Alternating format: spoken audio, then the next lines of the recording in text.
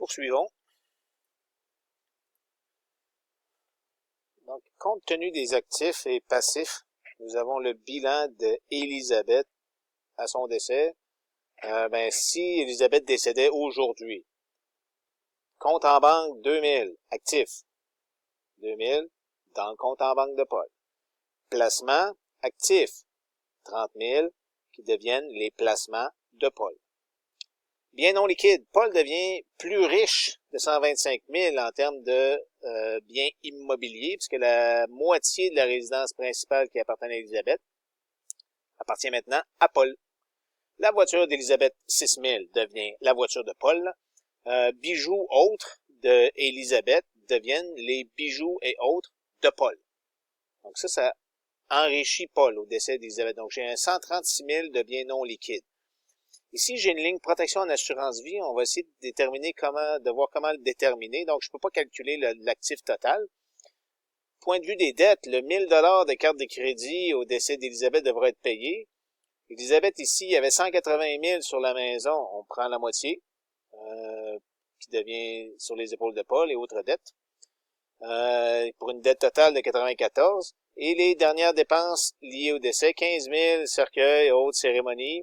Fonds de transition, 15, de l'argent de côté pour les études des enfants, parce que là, c'est Paul qui devra tout payer. Donc, 50 000, encore là, ici.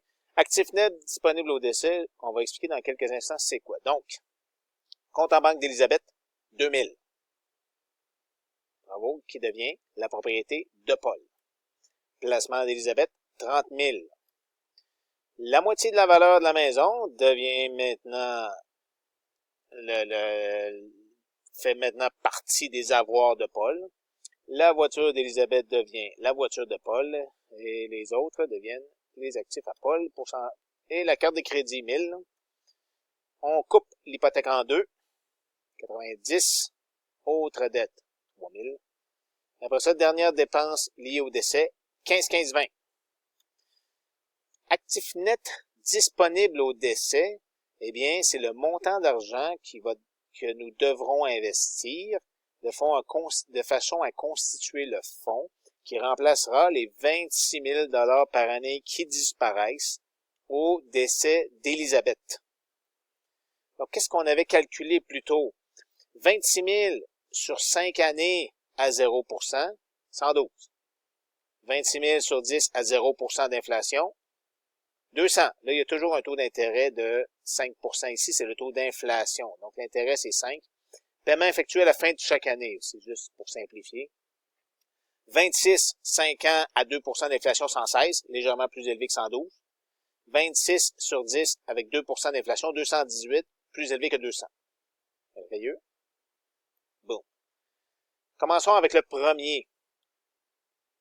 Il faut mettre 112 566 dans un fonds qui rapporte 5% par année, de façon à se générer un revenu de 26 000 $ à la fin de chaque année, durant 5 ans, et ça va être 26 000 flat. OK? Donc, 26 000 la première, 26 la deuxième, 26 la troisième, pas d'inflation. Merveilleux. Donc, ici, j'ai le bilan d'Élisabeth et actif net disponible au décès, 112 566. 112 566. 112 566. Donc, une fois que j'ai écrit 112 566 ici, mon total passif et actif net, 256 566. Donc, 94 plus 50 plus 112 me donne 256 566. Je m'en viens ici, ça me donne l'actif total, 256 566. Une fois que j'ai l'actif total, 256 566, si j'enlève 136, ça me donne le total des actifs non liquides, 120 566. Donc, il faut que ces trois items-là s'additionnent à 120 566, ce qui me donne une protection en assurance vie de 88 566. Donc là, écoutez bien, ça me prend au moins 88 566, mais je peux pas aller m'acheter 88 566. Mais disons ici que une police d'assurance de 100 000 ferait l'affaire. Donc, ça prend au moins 88 566, selon mes hypothèses de départ. Donc, 100 000 fonctionne. 150 fonctionne aussi, 120 fonctionne, 200 fonctionne. Merveilleux. Si je refais le même exercice, mais sans tenir compte des actifs non liquides, parce qu'ici, je parle de besoins en argent. Donc, même calcul, je veux un fonds capitalisé de 112 566 et là, bien non liquide, je mets 0. Total actif et passif, 256 566, rien de changé.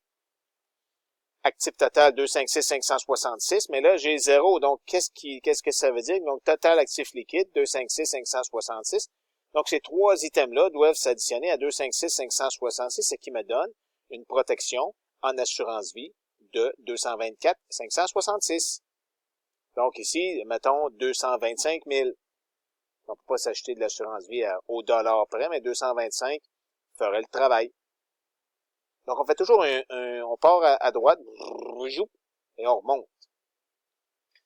Nous allons y aller avec le deuxième montant dans la prochaine vidéo.